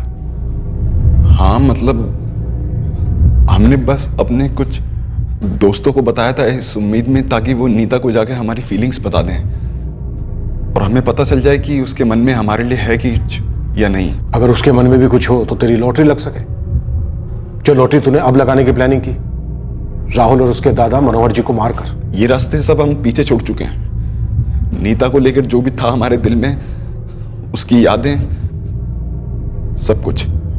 हमारी कॉलेज का सुरेंद्र श्रीवास्तव, वो हमारा सीनियर, हमारे पीछे पड़ा था। हाँ, अब जमशेदपुर में जॉब करता है। सॉरी मैडम, हमें तो इसके बारे में पता तक नहीं था, और जब वो खुद कह रहा है कि एक तरफा था, तो आप हमसे क्यों पूछ रहे हो? वो कह रहा है एक तरफा था, तुम्हारी तरफ से क्या था? हमें तो उसका फेस तक याद नहीं, और वैसे भी हमें राहुल के अलावा और कोई दिखता ही नहीं था। ये सवाल आप हमसे कर रहे हैं? हाँ, जवाब दो। यही सवाल तो हम भी आपसे पूछ सकते हैं, क्योंकि आप ही रखे थे ना सबसे पहले राहुल का नाम। एक मिनट, कहीं ऐसा तो नहीं कि आपको नीता और राहुल के बारे में पहले से पता चल गया था और आप ही ने गुस्से में आकर? पापा जी रुक अबे। बाबूजी माफ कीजिएगा जो हम इतना जोर दे रहे हैं, लेकिन पहले आपको हमारे सवाल का जवाब देना होगा। अगर आपको पता चल जाता कि नीता और राहुल का पूरे 1 साल से हमारी पीठ पीछे कुछ चल रहा है, तो आपको गुस्सा नहीं आता? आप क्या रवैया अपनाते ये चौधरी परिवार के खिलाफ? पगला गई हो क्या तुम? अपने पापा, दादू, भाई और हम पर भी शक कर रही हो? मम्मी, हमें कुछ समझ नहीं आ रहा है। बहुत प्यार करते थे हम राहुल से, और अब हमें गिल्टी फील हो रहा है कि हमारी वजह से वो मारा गया। दुख तो हमको भी है, इस बात का कि ये सब तुम्हारे और राहुल के बीच में रचा गया। और जब ये सब हुआ तो मारा गया वो, उसके दादाजी मारे गए और कटघरे में हम खड़े हैं। हम चाहते थे कि नीता का शादी यूएस वाले लड़के अभिषेक के साथ हो जाए, क्योंकि वो हमें पसंद था और है। लेकिन जब से आप राहुल के बारे में बात किए ना, तो हम अपना मन बदल दिए। आप चाहें तो अभय से पूछ लीजिए, हम उससे कहे थे कि नहीं। हाँ दादू, पापा जी ने हमसे ये बात कही थी। देख, जो होना था सो हो गया। कल दोनों सब कमल के हवाले करने वाले हैं। हमने कमल से कहा है कि अंतिम संस्कार यहीं कर लो, करसी बाग में। हम तो पहले दिन से कह रहे हैं कि पुलिस खामा खाम पर शक करे, घर में सबूत खोज रही है। कहीं ऐसा तो नहीं कि ये सारा मर्डर का प्लानिंग वहां भुवनेश्वर में रचा गया हो, और जो हत्यारा है उसने सोचा होगा कि एक तीर से दो निशाने लग जाएंगे, वो मारे भी जाएंगे और पूरा शक हमारे परिवार पर आएगा। 19 तारीख का टिकट बुक कराए हैं। अरे बाबूजी, 19?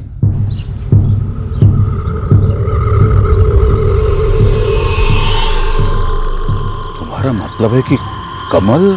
हो सकता है कमल ने अपने पिता से तंग आकर उनकी सुपारी दे दी और राहुल बेवजह मारा गया। और अगर राहुल जिंदा रहता ना, तो कातिलों के लिए मुश्किल होती, इसलिए उसे भी मार दिया। और वैसे भी एक फैमिली में बाप बेटे का एक दूसरे को मरवाना कोई बहुत बड़ी बात नहीं है बाबूजी। ब्रिजनाथ जी कह रहे हैं अंतिम संस्कार यहीं कर दो। मेरे बाबूजी और राहुल यहाँ आए थे राहुल की जिंदगी की एक नई शुरुआत करने, और यहाँ तो सरिता जी ने सब कुछ हमें बता दिया कि कैसे राहुल और नीता ने मिलकर ये प्लान बनाया था और बाबूजी ने उनका साथ दिया। हमें भी तो अभी पता चला है विद्या। दुख हो रहा है, राहुल ने इतनी बड़ी बात हम दोनों से छुपाई। पापा जी ने ये सारी साजिश रची बिना किसी को कुछ बताए। यहाँ तक कि ब्रिजनाथ जी और राकेश जी भी ये कहते हैं कि उन्हें राहुल और नीता के इस अफेयर के बारे में कुछ पता नहीं था। वो तो कह रहे होंगे, लेकिन हमें तो यकीन ही नहीं हो रहा है कि चौहान परिवार को भी इस बात की जानकारी नहीं थी। सर, ये सुरेश श्रीवास्तव की एक एक डिटेल चेक की है। इसका इस केस से कोई भी डायरेक्ट या इनडायरेक्ट कनेक्शन बन नहीं रहा है। उसकी बातों से भी कुछ ऐसा ही लग रहा है, लेकिन समझ में नहीं आ रहा है कि वो खेल रहा है या फिर सच बोल रहा है। ब्रिजनाथ और राकेश चौहान के खिलाफ कुछ मिला? अभी तक कुछ भी नहीं। इनके सारे कॉल रिकॉर्ड चेक हुए हैं, लेकिन अभी तक कोई रेड लाइट ब्लिंक नहीं हो रही है। राकेश, ब्रिजनाथ, सरिता, अभय और नीता सबके फोन रिकॉर्ड चेक किए, सब क्लीन है सिवाय एक चीज के। क्या सर? ये एक नंबर 1 महीने पहले वाला स्विच्ड ऑफ है। हाँ, इस नंबर से ब्रिजनाथ को 2 बार ही कॉल्स किए गए, एक 12 सितंबर को और एक 13 सितंबर को। और यही एक नंबर ऐसा है जिसका कोई सोर्स नहीं है। सर, कमल वाला भुवनेश्वर एंगल डेड एंड।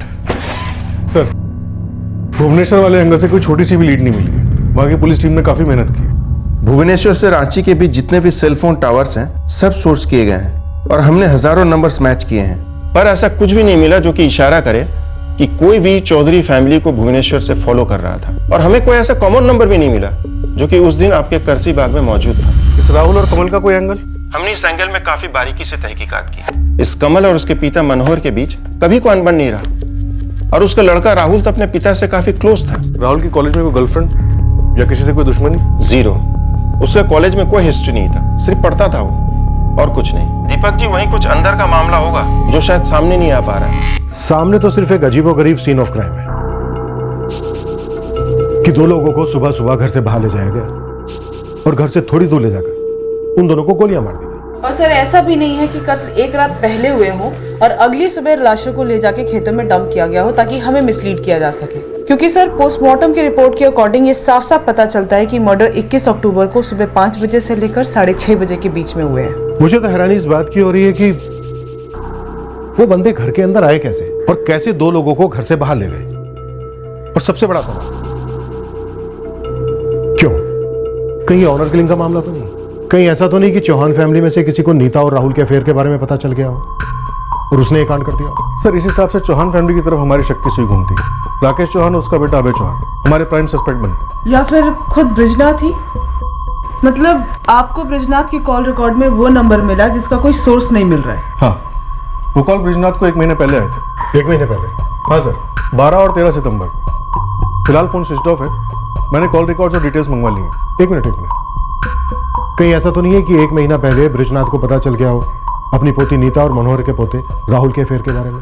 मतलब उसने नीता को फोन पर बात करते सुन लिया हो या फिर नीता के फोन में एसएमएस देख लिया हो? या फिर सर इस बारे में खुद नीता को भी कुछ ना पता हो, क्योंकि अभी तक तो बार बार वो यही बोलती आई है कि उसने इस बारे में किसी को कुछ नहीं बताया। नीता की बात पर भरोसा नहीं किया जा सकता। फोन रिकॉर्ड्स आने से पहले तक वो सच्चाई छुपा रही थी, बातों को गोल गोल घुमा रही थी। कहीं ऐसा तो नहीं है कि जिस तरह से राहुल ने अपने दादा मनोहर जी के सामने अपनी लव स्टोरी का खुलासा कर दिया था, नीता ने भी अपने दादा ब्रिजनाथ के सामने खुलासा कर दिया हो? सर हो सकता है ब्रिजनाथ को राहुल से तब से ही आपत्ति रही और उन्होंने राहुल और नीता की लव स्टोरी को दी एंड करने का प्लान बना लिया, जिसके लिए राहुल को रास्ते से हटाना जरूरी था। और कोइंसिडेंटली राहुल ने अपने दादा मनोहर के जरिए शादी की बात चलाई। और यहाँ ब्रिजनाथ ने सोचा कि राहुल का भुवनेश्वर में ही मर्डर कर दिया जाए, लेकिन उससे पहले मनोहर ने सामने से फोन कर दिया। सर हो सकता है कि टारगेट राहुल रहा हो और उसके दादा मनोहर कोलैटरल डैमेज बने। अगर इस थ्योरी के हिसाब से चले तो फिर कत्ल की प्लानिंग 1 महीना पहले ही हो चुकी थी। दीपक, ब्रिजनाथ के फोन रिकॉर्ड से जो सस्पिशियस नंबर मिला है उसे अच्छी तरह से खंगालो।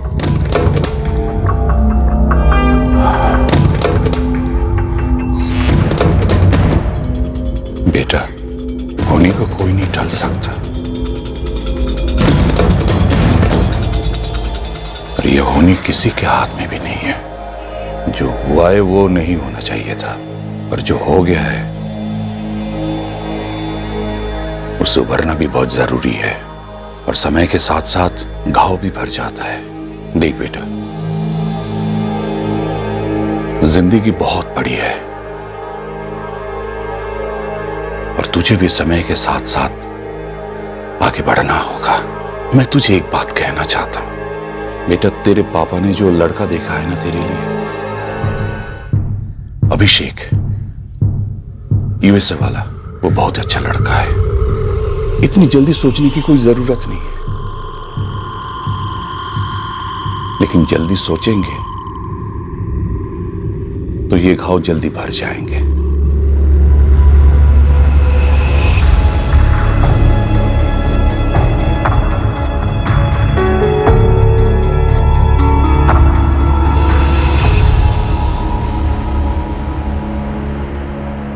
राहुल के अपने दादाजी से मदद मांगने के काफी पहले तुमने अपने दादाजी से मदद मांगी थी, ये सच है ना? हमने आपसे कहा ना कि हमने हमारे और राहुल के बारे में कभी किसी से बात नहीं की, हमारे दादू से भी नहीं। तुम्हारा प्यार राहुल मारा गया है, अब किसे बचाने की कोशिश कर रही हो? हम किसी को नहीं बचा रहे। 21 अक्टूबर को तुम्हारे घर पे जिन लोगों को बुलाया गया था, कौन थे वो लोग? हमें कुछ नहीं मालूम है मैडम, प्लीज आप हमें बताइए कि वो कौन था जिसने हमारे राहुल को मार डाला। वो हमारा सब कुछ था, हम उससे जिंदगी भर प्यार करते रहेंगे। बेटा, समझ ही नहीं आ रहा है कि किस मुंह से माफी मांगूं। तुम्हारे पिताजी और बेटा हमारे मेहमान थे, शादी की बात चल रही थी, और हमारे ही घर में ये हादसा हो गया। हमें दोषी ना माने कमल जी, पुलिस और कुछ गांव वाले हम पर उंगलियां उठा रहे हैं, तरह तरह की बातें कर रहे हैं, लेकिन यकीन जानिए सच नहीं है। जितना दुख आपको है उतना ही खेद हमें भी है।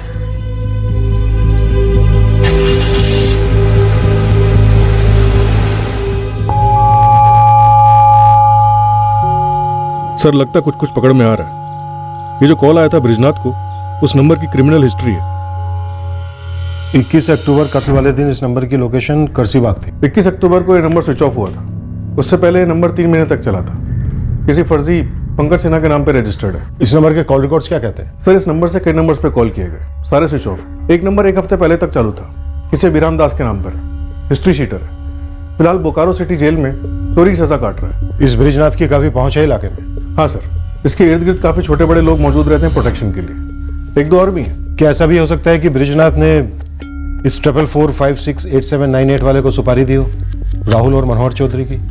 प्रणाम ब्रिजनाथ जी, पाए लागू, बड़े दिनों बाद बात हो रही है आपसे। कुछ सुधर गए हो या आज भी वही गंद मचा रखे हो? रिटायर आप हुए हैं, हम नहीं। बस अब लगे हुए हैं मेहनत मजदूरी से। अभी बताइए कि आपका मिजाज कैसा है? मतलब आवाज सुन के तो लग रहा है कि पूरी तरह अभी बल जला नहीं है।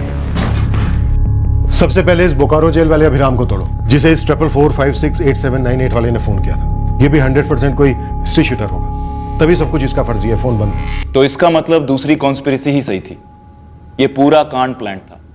राहुल और मनोहर चौधरी को कत्ल करने के इरादे से ही करसीबाग बुलाया गया था। आप कभी भी कोई भी सबूत जुटा पाए जिससे यह पता चले कि बृजनाथ को नीता और राहुल के अफेयर के बारे में पहले से पता था और उसी ने यह कॉन्स्पिरेसी रची हो? हमारे पास इस बात के सबूत नहीं थे कि बृजनाथ को पता था या फिर नहीं पता था, क्या उसने कॉन्स्पिरेसी रची थी या नहीं। बस हमें एक छोटी सी लीड मिली थी कि एक आदमी कत्ल की सुबह करसीबाग में था, जो शायद एक हिस्ट्री शूटर था, जिसकी बृजनाथ से बात हुई थी और अभी तक हमारे रडार में नहीं आया था। इसी आदमी के थ्रू हमने एक केस सॉल्व किया। पर उस हिस्ट्री शीटर का बृजनाथ के साथ फोन पर बात करना, उससे कनेक्शन रखना, सर ये साफ साफ बृजनाथ द्वारा की गई साजिश की तरफ इशारा करता है। इशारा था, साफ था, लेकिन यह केस बिल्कुल वैसा नहीं था जैसा हमने अनुमान लगाया था। ये अजीबों में अजीब केस था। सर बबलू वर्मा और राजू सहाय दोनों करसीबाग के रेजिडेंट हैं और दोनों सालों से बृजनाथ के बाएं और दाहिने हाथ रह चुके हैं। दोनों को बिल्कुल चुपचाप हटाओ यहाँ से, उसे डिफेंस के लिए वक्त नहीं देते। जी सर।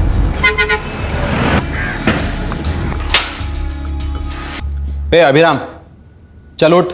कौन से वकील का दिल आ गया हम पर जो हमारा जमानत करवा रहे हैं? साहब जी यही है अभिराम दास। 44456878। इस नंबर पे पूरा सितंबर बड़ा चहकता रहा। तो किसी पंकज सिन्हा के नाम पे है नंबर, फर्जी नंबर, फर्जी एड्रेस, कौन यूज कर रहा था? नाम बता दो तो जमानत करा दोगे हमारे साहब? देख बे, मैं शुरुआत तेरे अंदर डंडा घुसेड़ के कर सकता था, अभी भी कर सकता हूं, कभी भी कर सकता हूं। मेरे साथ ये सौदेबाजी मत कर। आप तो बेमतलब में ही गरमा गए साहब। थोड़ा तुक्का बिड़ा रहा था, सोचा लॉटरी लग जाए। बबन नाम है उसका। कौन है बब्बन? विजय यादव। असली नाम है बब्बन का, बिहार साइड का है। रांची में हम दोनों साथ में काम करते थे कभी कभी। एक काम था सितंबर में, बस साला मैं पकड़ा गया दूसरे केस में, काम हुआ ही नहीं। 21 अक्टूबर को ये विजय यादव और बब्बन करसीबाग गया था। गया होगा साहब। क्या करने? उद्घाटन करने, और क्या। एक नया मुर्दाघर खुलने वाला है, वहां का उद्घाटन करेगा पहला मेहमान बन के। हमेशा के लिए जमानत मिल जाएगी तुझे। हमारे यहाँ उद्घाटन ये टपकाना, किसी को उठवाना, इसको कहते हैं। सुपारी, रंगदारी, ये सब उद्घाटन ही तो है। ये बब्बन सुपारी उठाता है। अब मेरी तो पूरी की पूरी कर्म कुंडली निकाल चुके हैं। अब थोड़ा प्यारे साले बब्बन को भी दिखा दो, काफी मसाला मिलेगा आपको। इसके साथीदार कौन कौन थे? हम तो नहीं थे साहब, हम तो बेमतलब में यहाँ पर सद रहे हैं। अभी कहाँ मिलेगा बब्बन? बब्बन उर्फ विजय यादव हिस्ट्री शीटर है। इसकी बृजनाथ से फोन पर बात हुई थी। 21 अक्टूबर को ये करसीबाग में था। सर मैं इस बब्बन की हिस्ट्री निकालती हूँ। रंगदारी और सुपारी वाला है तो 1 घंटे में इसकी सारी कुंडली हमारे हाथ में होगी। ट्रैकिंग पे डालो इसे, ये हमारा सॉलिड लीड हो सकता है।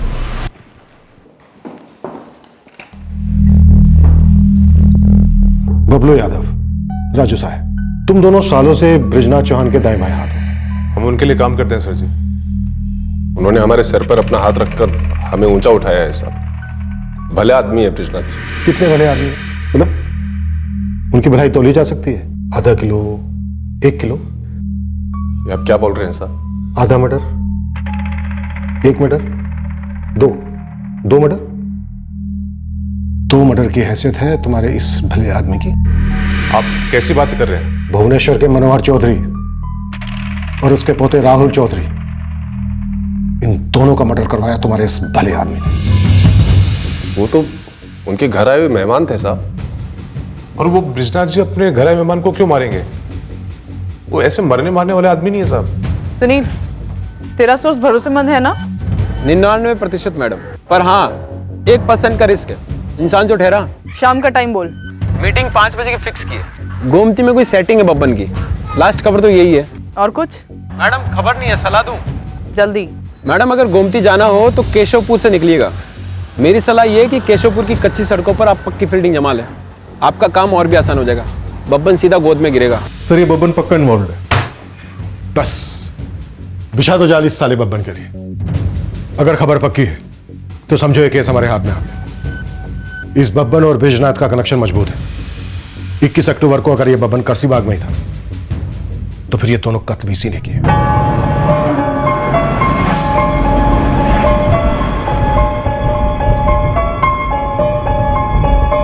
क्या बात कर रहे हो? अच्छा,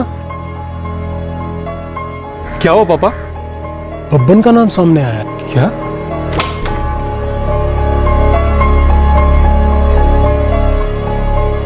क्या हुआ? बड़े परेशान लग रहे आप। फोन आया था करसीबाग पुलिस स्टेशन से।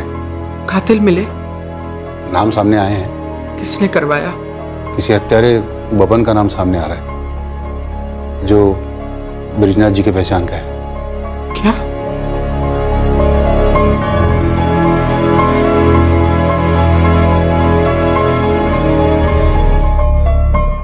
हमने तो वही कहा जो हमें मालूम था। लेकिन साहब हमारा यकीन ही नहीं कर रहे थे। वो बार बार कह रहे थे कि तुम्हारे मालिक ब्रिजनाथ जी की बात हुई है बब्बन से।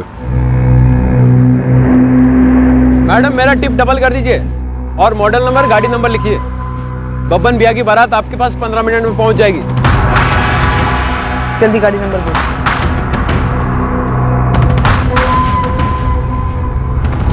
बेटा तनी चाप के एक्सीलेटर पे पैर रखो तो शाम तक गुमती पहुंचना मालूम है ना। अब बब्बन हमारा टारगेट था जो इस डबल मर्डर के पीछे था। ब्रिजनाथ के फोन रिकॉर्ड में एक रैंडम फोन कॉल जो कि मर्डर के बाद स्विच ऑफ आ रहा है, एक कॉल ने पूरा केस क्रैक करवा दिया। हाँ, लेकिन मर्डर का जो मोटिव सामने आया दरअसल वो सबसे बड़ा शॉकर था।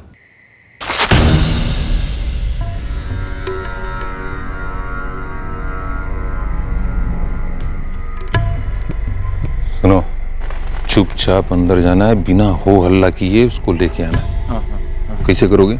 गमछा से मुंह में ऐसे डाल देंगे, बांध देंगे तो आवाज नहीं आएगा। बढ़िया। और क्या, ये दोनों हाथ को ना ऐसे पीठ पीछे करके और ये रस्सी से पूरा एकदम कस के बांध। कहाँ लाना है पता है ना? हाँ भैया जी बताए तो थे। वही चुप, बिल्ली की तरह ऊपर चढ़ना, एकदम दबे पाओ, समझे? चल चल चल चल चल।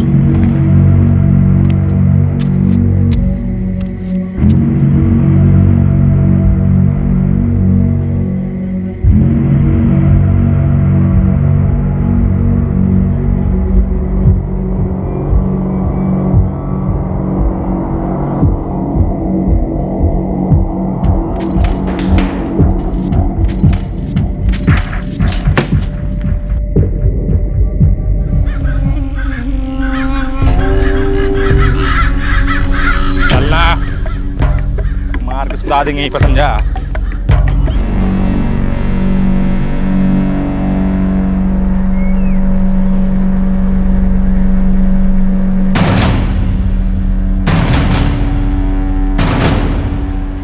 सर गाड़ी आ गई। ठीक है, पोजीशन ले लो और अगर नहीं रुके तो टायर पे फायर करना।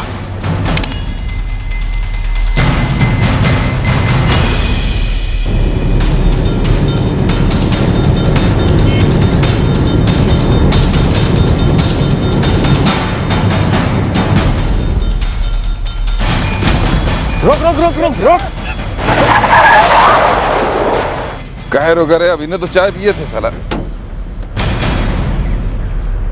बब्बन उर्फ विजय यादव ना, गन निकालने की कोशिश भी मत करना, नहीं तो यहीं इतना लोहा दाग देंगे ना अंदर, सीधा नरक लोग निकल जाओगे, वो भी बिना टिकट के। क्वेश्चनिंग शुरू नहीं किए sir. Brijnath on the way, पहुंचने वाले होंगे। अब ये बब्बन जो बोलेगा वो तय करेगा कि ब्रिजनाथ के दाएं और बाएं हाथ बबलू और राजू कितना सच बोल रहे हैं और कितना झूठ। 1 महीना पहले तुम्हारी इस भलाई की मूरत ने रंगदारी सुपारी लेकर हत्या करने वाले को सुपारी दी थी, मनोहर चौधरी और उसके पोते राहुल चौधरी की। विजय यादव नाम है, बब्बन के नाम से जाना जाता है।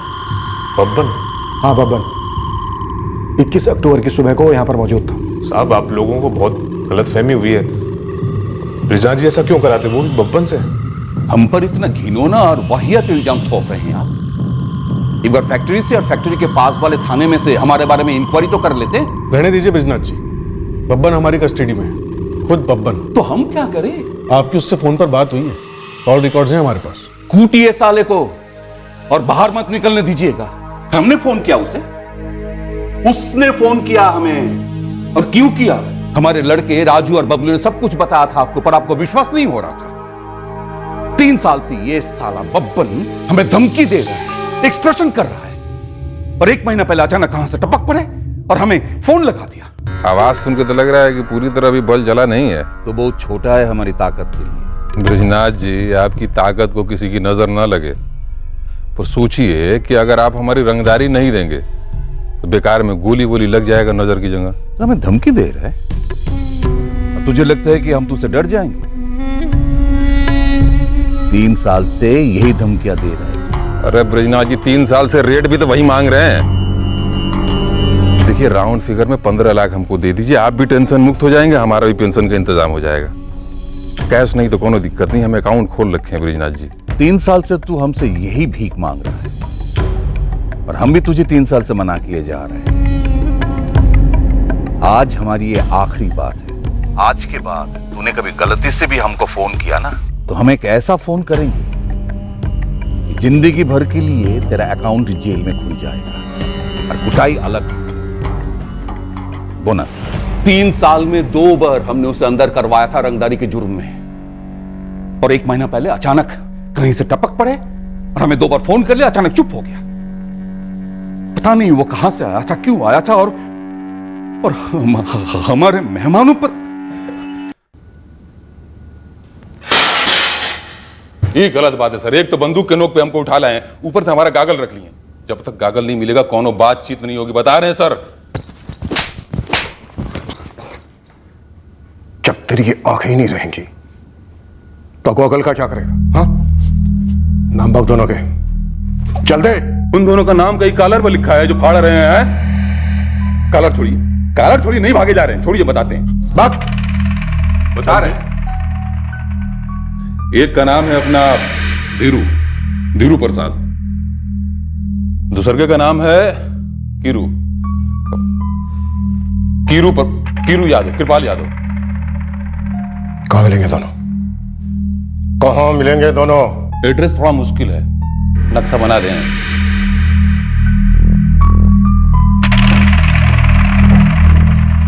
अपन, ये जो तेरी टशन है ना, इसका तो अब क्रियाक्रम समझ, क्योंकि खुली हवा में अब तो कभी सांस नहीं ले पाएगा।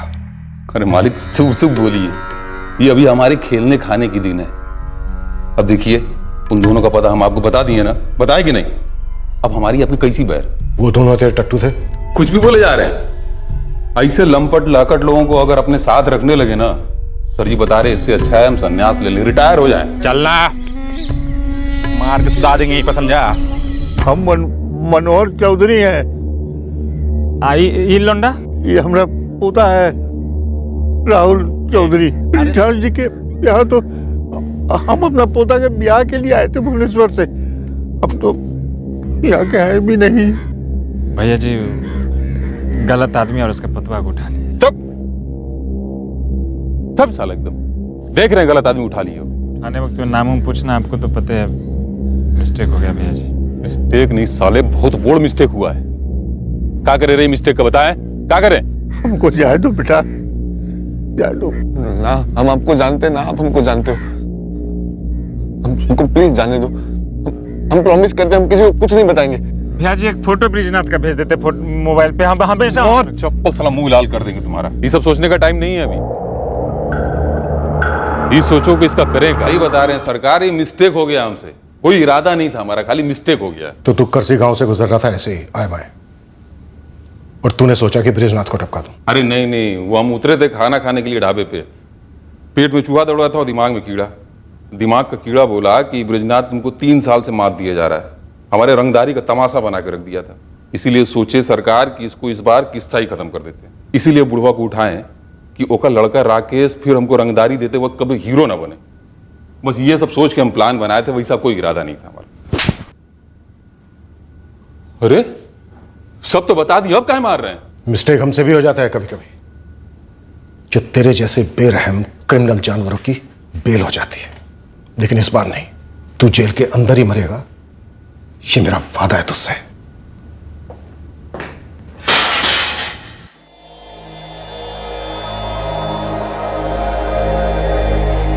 पुलिस ने उन बाकी दोनों को भी धर लिया, धीरू और कृपाल।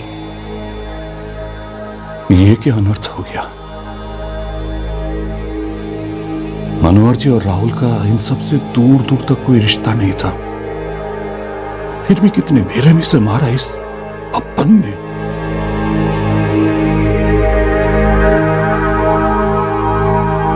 बब्बन और उसके दोनों साथियों की गिरफ्तारी से हमने इस केस को क्लोज तो कर दिया, पर ये दोनों मर्डर्स इतने बेमतलब के थे। सर, जब आपने दूसरे पुलिस स्टेशंस में बब्बन की हिस्ट्री चेक की तो क्या आपको उसके खिलाफ रंगदारी की कंप्लेंट्स मिली? काफी रंगदारी के केसेस थे उसके खिलाफ। ये बब्बन जैसे नामचीन क्रिमिनल्स, रिपीट ऑफेंडर, क्या हम इन पे परमानेंट लगाम नहीं लगा सकते? इनको जेल में नहीं रख सकते? करेक्ट। Broken window theory. अगर बब्बन बाहर नहीं होता, जेल के अंदर होता, तो ब्रिजनाथ पर अटेम्प्ट होता ही नहीं, मिस्टेकन आइडेंटिटी होती ही नहीं, ये डबल मर्डर होता ही नहीं। बात तो सही है, हार्ड एंड क्रिमिनल्स और क्राइम, इन पर लगाम लगाना हम लोगों की ड्यूटी है। सर, एक ऐसा सिस्टम होना चाहिए जिससे बेल पर बाहर इन हिस्ट्री शीटर्स पर कड़ी निगरानी रखा जा सके, और अगर क्राइम रिपीट हो तो इन पर एक्स्ट्रा चार्जशीट लगनी चाहिए। सर, इनको सोसाइटी से दूर रखना चाहिए। काफी स्कोप है सुधार के। स्कोप इसलिए कह रहा हूं क्योंकि कई सारी चीजें होनी बाकी हैं जो होनी चाहिए थी, लेकिन जैसे जैसे हम आगे बढ़ते हैं फ्यूचर के स्कोप पर फोकस कर सकते हैं, जैसा कि हम इस केस में कर रहे हैं। ऐसी तगड़ी चार्जशीट पेश करेंगे कोर्ट में इस बब्बन के खिलाफ कि वो इस तरह का क्राइम करना तो दूर, करने के बारे में कभी सोच भी ना सके। होपफुली उसके जैसे क्रिमिनल्स के लिए एक स्ट्रिक्ट वार्निंग हो। बब्बन और उसके दोनों साथीदार धीरू और कृपाल पर आईपीसी की धारा 302 के तहत कत्ल के लिए और आर्म्स एक्ट के चार्जेस लगाए गए हैं। तीनों इस वक्त जुडिशियल कस्टडी में हैं। फिर मुलाकात होगी अगले एपिसोड में एक और चौंका देने वाले केस के साथ। इस तरह के और भी एपिसोड देखने के लिए हमारे चैनल को सब्सक्राइब करें और बेल आइकन दबाना ना भूलें।